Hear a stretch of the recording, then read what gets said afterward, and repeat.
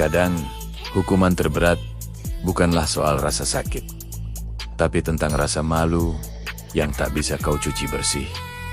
Seberapa keras pun kau mencoba. Ini adalah kisah Bima, seorang anak yang dikenal suka merusak seragam teman-temannya. Setiap ada kesempatan, ia akan menarik, merobek, atau membuat jahitan baju temannya lepas. Baginya, itu hanyalah lelucon kecil. Sebuah cara untuk menunjukkan kekuatannya. Tawa puasnya selalu menggema setiap kali melihat wajah temannya yang kesal atau sedih. Orang tua teman-temannya sudah sering mengeluh, tapi Bima selalu punya cara untuk berkelit. Hingga suatu hari, kesabarannya habis.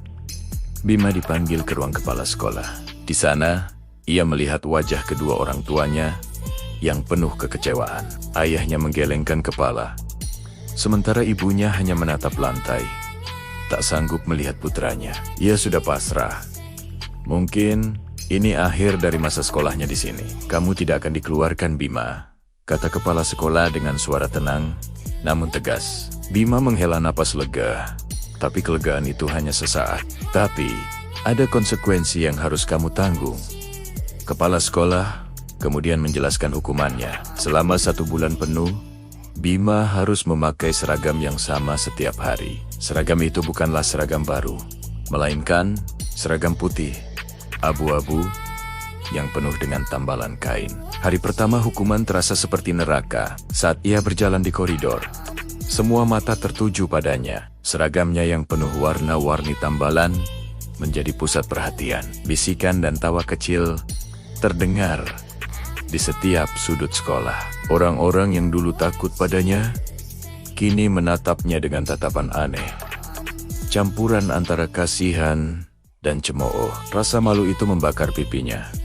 Jauh lebih menyakitkan daripada hukuman fisik manapun. Untuk pertama kalinya, Bima merasakan apa yang dirasakan teman-temannya. Rasa malu karena seragamnya rusak.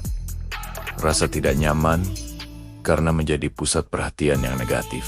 Kini, ia mengerti bahwa luka yang ia tinggalkan bukan hanya pada kain, tapi juga pada hati orang lain. Hukuman itu memang aneh, tapi justru itulah yang akhirnya mencuci bersih kesombongannya dan mengajarkannya pelajaran paling berharga tentang empati. Terima kasih sudah menonton cerita ini. Jangan lupa untuk like, komen, dan subscribe agar tidak ketinggalan cerita inspiratif lainnya. Sampai jumpa.